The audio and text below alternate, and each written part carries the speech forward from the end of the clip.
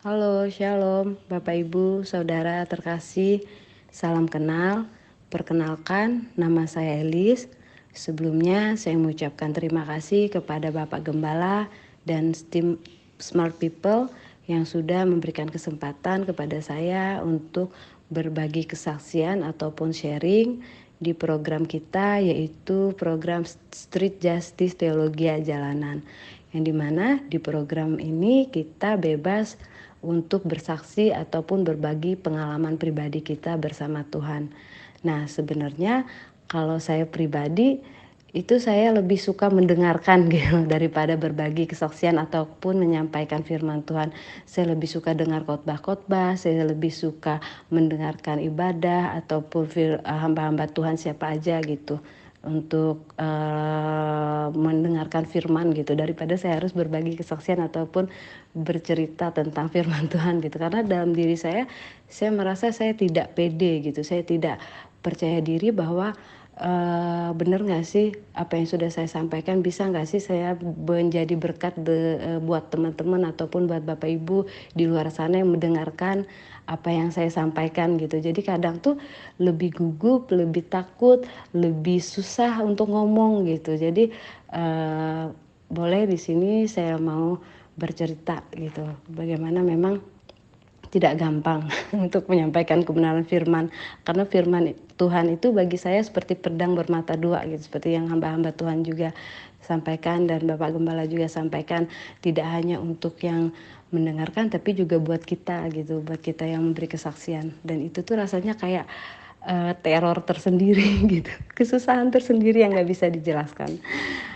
Baiklah, di sini saya mau berbagi kesaksian tentang kemunduran rohani. Nah, apa sih itu kemunduran rohani? Kalau menurut saya pribadi gitu, gambarannya kemunduran rohani itu adalah bagaimana pada saat kita sudah tidak lagi berfokus atau mengutamakan Tuhan, di mana kita tidak lagi menggebu-gebu, tidak lagi menyala-nyala, tidak lagi mengutamakan Tuhan, mencari Tuhan, mengasihi Tuhan, bahkan melayani Tuhan gitu. Di situ memang kemunduran rohani itu yang bisa saya gambarkan.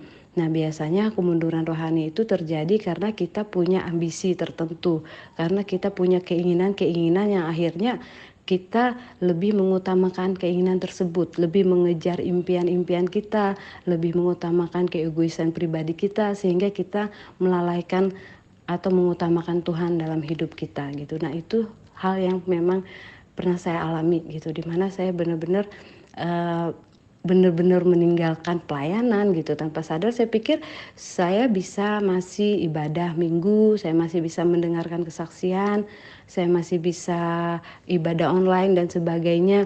Tapi di situ semakin hari itu malah memundurkan kita, mengurangi keinginan kita, mengurangi api atau memadamkan kita secara tidak sadar gitu, secara bukan berkepanjangan sih bahasanya, lebih kepada kita tuh nggak sadar bahwa siklus itu mengubah kita untuk tidak lagi menggebu-gebu atau mencari Tuhan gitu, dan lama-kelamaan itu akan memadamkan diri kita sendiri dan api roh yang ada di dalam diri kita. Nah, sebelumnya coba kita baca dulu ayat firman Tuhan terdapat di dalam kitab Roma yang ditulis oleh Rasul Paulus, yaitu Roma 12 ayat yang ke-11 sampai ayat yang ke-14. Saya akan baca.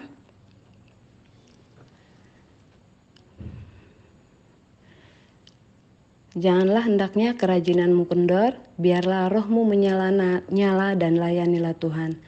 Bersukacitalah dalam pengharapan, sadarlah dalam kesesakan, dan bertekunlah dalam doa. Bantulah dalam kekurangan orang-orang kudus dan usahakanlah dirimu untuk selalu memberi tumpangan. Berkatilah siapa yang menganiaya kamu, berkatilah dan jangan mengutuk. Amin buat firman Tuhan.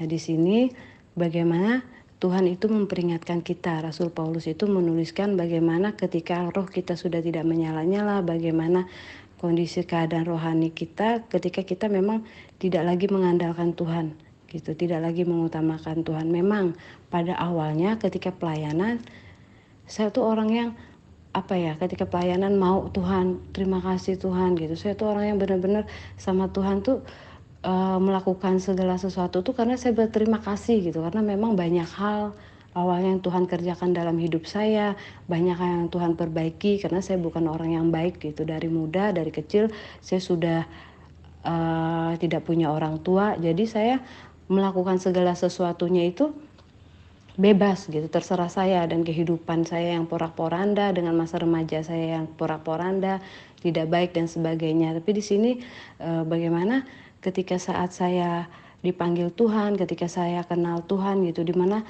saya ngerasa bahwa kasih karunia Tuhan tuh besar buat saya. Tuhan panggil saya, Tuhan berikan kesempatan saya untuk melayani Tuhan gitu. Yang benar-benar pada saat melayani Tuhan tuh Tuhan proses hidup saya gitu.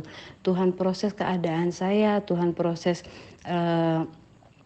ekonomi terutama gitu, apalagi setelah menikah, setelah punya anak itu benar-benar pada awal menikah dan punya anak itu benar-benar Tuhan proses segala sesuatunya gitu, dimana di situ saya sudah Tuhan, saya ini kan melayani Tuhan gitu, saya ini kan banyak melakukan berkorban bahasanya buat Tuhan, habis waktu saya, habis tenaga saya, pikiran saya semuanya limpahkan buat Tuhan gitu, buat pelayanan pada saat itu. Nah karena terus berangsur-angsur, karena saya selalu mengeluh, saya selalu tidak terima dan sebagainya, sehingga pada satu titik gitu, udah Tuhan, capek saya ngelayanin Tuhan. Pada satu titik saya bilang cukup Tuhan, saya capek gitu, saya pengen hidup saya lebih baik, saya pengen keuangan saya lebih baik, saya pengen masa depan saya lebih baik gitu. Nah di situ saya tanpa sadar gitu, saya memohon sesuatu yang sebenarnya mungkin pada saat itu belum waktunya Tuhan kasih buat saya gitu. Karena memang pada saat itu gembala kami juga, pada saat itu Bapak Roni juga ngomong gitu, kalau kita itu harus tunggu waktunya Tuhan gitu, karena berkat yang dari Tuhan itu berbeda dari berkat yang memang bukan dari Tuhan gitu. Nah karena terlalu fokus untuk mengejar berkat yang bukan dari Tuhan, sehingga tanpa sadar mundur gitu, tanpa sadar ya udahlah memutuskan minta gitu, akhirnya dibukakan jalan sama Tuhan, saya baik maupun suami saya dibukakan jalan, dikasih pekerjaan, sehingga itu memberkati kami lah bahasanya seperti itu, membuat kami yang awalnya berkekurangan akhirnya kami masih bisa berkecukupan gitu. Nah di situ bagaimana memang proses yang berbeda lagi gitu, dimana itu tuh memang memakan banyak pikiran, tenaga, emosi dan sebagainya gitu, dimana ya di situ pun prosesnya nggak mudah gitu, berbeda ketika kita dekat sama Tuhan gitu. Karena memang semakin lama seperti yang awal saya cerita tadi, pada awalnya kita gimana sama Tuhan, doa segala sesuatu tanya Tuhan. Nah kadang pada saat kita diberkati ataupun disibukkan dengan pekerjaan tuh kita bisa lupa gitu, kita bisa lupa untuk cari Tuhan, kita bisa lupa untuk mengandalkan Tuhan dalam segala sesuatu, atau tanya Tuhan dengan apa setiap keputusan-keputusan kita gitu. Dari situ tuh benar-benar kita harus bergumul sendiri, mencari cara sendiri, dan itu nggak enak Bapak Ibu Saudara, itu nggak mudah gitu.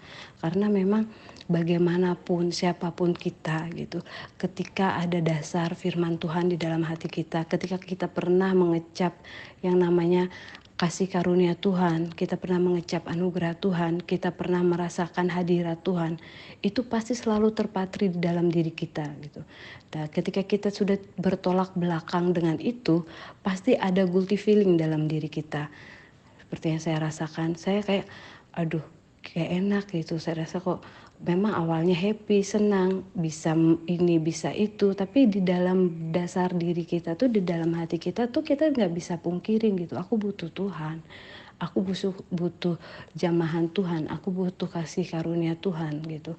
Dan itu tuh susah kita dapatkan gitu, karena yang saya cerita tadi, karena kemunduran itu akhirnya kita tuh susah cari Tuhan gitu, nggak gampang untuk berdoa langsung ketemu Tuhan tuh nggak gampang mendengarkan suara Tuhan seperti waktu kita menggubu-gubu dan menyala-nyala sama Tuhan tuh nggak gampang gitu, nggak semudah itu lagi gitu, karena keputusan kita tadi itu, keputusan saya pribadi tadi, karena saya lebih memilih untuk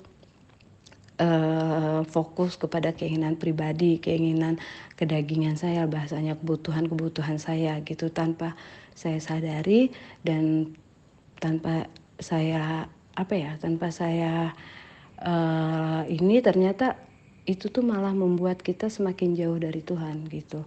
Nah, apalagi yang dan habis itu yang menjadikan kita nggak bisa susah gitu, jalan hidup kita itu nggak mudah gitu, walaupun mungkin pekerjaan kita diberkati, keadaan rumah tangga kita bahasanya karena memang sudah diajarkan tuh kita ngerti, oh iya fokus keluarga, fokus anak, pekerjaan, keluarga, anak, pekerjaan, dan akhirnya kita lupa fokus sama Tuhannya yang terpenting itu, malah pokoknya itu yang lupa gitu. Nah di situ yang memang benar-benar sekarang itu kalang kabut gitu, nggak mudah buat saya cari Tuhan, nggak mudah untuk memberitakan firman atau apapun gitu, karena udah rasa bersalah dalam diri kita itu sama Tuhan gitu, karena itu tadi meninggalkan Tuhan tadi, meninggalkan pelayanan tadi gitu. Walaupun kadangkala ada rasa Tuhan ingatkan, oh ya saya harus seperti ini, oh ya saya nggak boleh terlalu berlebihan, harus begini, ada batasan, ada patokan-patokan, karena sempat mengecap firman Tuhan tadi, sempat mengecap kebenaran tadi, dan itu terpatri di dalam diri kita pribadi gitu, karena kita sudah banyak belajar. Jadi ketika kita menghadapi dunia, ketika kita menghadapi masyarakat, kita masih ada pagar bahasanya, ada yang mengingatkan, oh iya kita nggak boleh begini, oh iya, dan itu tuh juga nggak selalu semesti ada gitu, nggak semudah waktu kita dekat Tuhan gitu, susah kita dapatnya, karena kadang kita pasti sering keceplosan, sering bergaul dengan orang luar, orang dunia lah bahasanya gitu. Jadi kadang pola pikir kita, pola keputusan kita, pola kerja kita kadang-kadang juga bisa tergerus ngikutin dunia gitu. Nah satu lagi saya mau kasih firman buat kita, yaitu dalam Markus 2 ayat 22. Markus 2 ayat 22. Demikian firman Tuhan. Demikianlah juga tidak seorang pun mengisikan anggur yang baru ke dalam kantong kulit yang tua. Karena jika demikian, anggur itu akan mengoyakkan kantong itu, sehingga anggur itu dan kantongnya kedua-duanya terbuang. Tetapi anggur yang baru hendaklah disimpan dalam kantong yang baru pula. Di mana ayat ini mengingatkan saya gitu, ketika segala sesuatu itu sesuatu yang baru bagi saya gitu, sesuatu yang wah ini harus bagaimana ini, contohnya aja seperti ketika kita diberkati gitu, kadang-kala tuh ada rasa kita ingin membeli ataupun melakukan segala sesuatu yang memang sesuai dengan kehendak hati gitu, semena-mena lah bahasanya. Tapi di satu sisi ketika kita memang masih ada roh Allah di dalam kita, ataupun ingin bahasanya ya firman Tuhan lah gitu yang masih terpatri dulu masih ingat, oh ya kata hamba Tuhan gak boleh gini, oh ya kata bapak gitu, bahasanya pendeta kita dulu itu ngomong kalau ketika kita diberkati itu kita nggak boleh gegabah, nggak boleh mengambil keputusan yang salah, nggak boleh memakai uang itu dengan sembarangan, harus tanya Tuhan dulu. Atau ketika ada orang butuh, kita juga ada rasa di mana kita bantu orang gitu. Berkat itu tidak cuma untuk diri kita sendiri, kadang Tuhan titipkan berkat itu siapa tahu untuk bantu orang yang butuh gitu. Di situ yang memang kadang yang membuat kita tuh, saya pribadi tuh ingat, oh iya nggak boleh gini, oh iya orang itu kayaknya minta tolong, contohnya aja nih ada orang minta tolong, nah saya tahu orang itu tuh dulunya aduh gitu rasanya kalau ketemu orang tuh pengen disyukuri gitu, seperti yang ayat firman Tuhan tadi yang di dalam Roma, janganlah yang pasal yang ke-14 itu, berkatilah siapa yang menganiaya kamu, berkatilah dan jangan mengutuk gitu. Rasanya pengen melakukan hal kebalikan gitu ya kan, secara manusia aja rasakan gitu. Tapi kan satu sisi ketika kita ingat firman Tuhan itu, kita sudah ada rasa tek dalam hati, oh ya nggak boleh, udahlah dia ada lagi dalam kesusahan, kenapa sih nggak bantu gitu kalau memang kita bisa bantu gitu. Nah hal-hal seperti itu tuh yang kadang membuat kita tuh sadar gitu, bahwa kita tuh bukan bukan karena kuat dan gagah kita sendiri gitu ya, sering saya harus ini dalam diri saya juga gitu. kita tuh ketika kita dikasihi Tuhan, bahasanya ketika Tuhan memberkati kita gitu, itu ada tuntutan Tuhan yang lain gitu. Itu bahasanya kayak aku bahasakan tuh kayak Tuhan ngetes kita gitu. Gimana sih kamu nih, kalau aku kasih kamu seperti ini, kamu sanggup nggak? Kamu masih mau nggak bantu orang, apalagi orang itu yang kamu anggap dulunya mungkin mencemooh kita, menghina kita gitu, menjelek-jelekan kita gitu, masih mau nggak kita bantu gitu, atau kita syukur-syukurin tuh, kamu dulu ngina aku, sekarang gimana, kamu minta tolong kan, baik gitu gitulah gitu. Nah di situ tuh bagaimana posisi itu yang mengingatkan kita gitu, bagaimana dia apapun posisi kita saat ini, siapapun kita, ternyata memang firman Tuhan itu harus terpatri dalam diri kita gitu. Karena nggak bisa, siapapun tuh nggak bisa. Saya pribadi juga ngerasa sejauh manapun saya pergi, sejauh apapun atau sejahat apapun hidup saya ngerasa tuh Tuhan tuh selalu selalu baik buat saya gitu. Dia tuh nggak pernah ninggalin saya, seberapapun saya ninggalin dia, segimanapun saya tidak mau melakukan pekerjaannya, tapi dia tuh tetap baik buat saya gitu. Dia tetap mau gitu menunggu saya gitu. Nah itu yang memang membuat saya mengerti, oh Tuhan maaf gitu. Sekarang ternyata saya baru mengerti firman Tuhan yang dulu disampaikan Mbak Tuhan, bahwa kemunduran rohani itu kita nggak sadari terjadi dalam diri kita.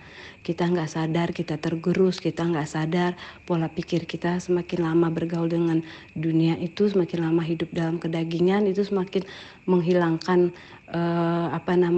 roh Allah itu tadi yang di dalam diri kita, Roh Kudus itu tadi gitu. Sehingga dalam kehidupan kita tuh mesti harus jatuh bangun, pontang-panting nyari Tuhan, dan gak gampang juga gitu untuk memberi menyampaikan firman Tuhan gitu buat orang lain, apalagi menjadi kesaksian. Karena rasa tertuduh, rasa bersalah itu gak enak gitu rasanya.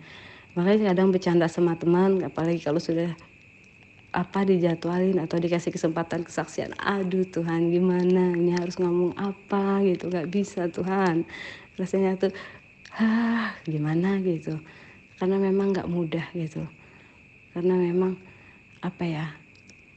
ada rasa itu tadi gitu, rasa bersalah sama Tuhan gitu. Nah mungkin ini yang bisa saya sampaikan buat Bapak Ibu, teman-teman semua di luar sana. Kalau boleh saya bilang gitu, ayo kita tetap semangat cari Tuhan, apapun posisi kita saat ini, baik itu kita lagi dalam kesusahan atau lagi proses Tuhan, percaya saja gitu. Seperti saya juga pernah dulu gitu, saya pernah diproses Tuhan secara luar biasa gitu tentang keuangan, tapi di situ benar-benar saya lihat bagaimana Tuhan bekerja gitu. Dan sekarang ketika Tuhan berkati, saya ngerasa Tuhan juga sedang ngetes dan menguji saya gitu, mana hati saya berada. Di situ hidup saya gitu, di situ tercermin siapa saya gitu, dan itu cuma Tuhan yang tahu gitu, cuma Tuhan yang lihat. Dan Bapak Rohani atau mungkin teman-teman yang sudah lama kenal gitu pasti tahu lah gitu siapa kita gitu. Jadi ya udahlah, apa yang bisa kita bisa kita sembunyikan gitu, karena kita adalah surat terbuka Kristus gitu. Siapapun bisa menilai kita, membaca kita. Nah kita juga harus belajar gitu, karena banyak hal, kejadian apapun yang terjadi dalam hidup kita itu tuh mesti harus dalam campur tangan Tuhan gitu. Itu yang terbaik buat kita. Oke, baiklah teman-teman, terima kasih sebelumnya, terima kasih buat kesempatan yang sudah diberikan sama saya. Tuhan Yesus memberkati, amin.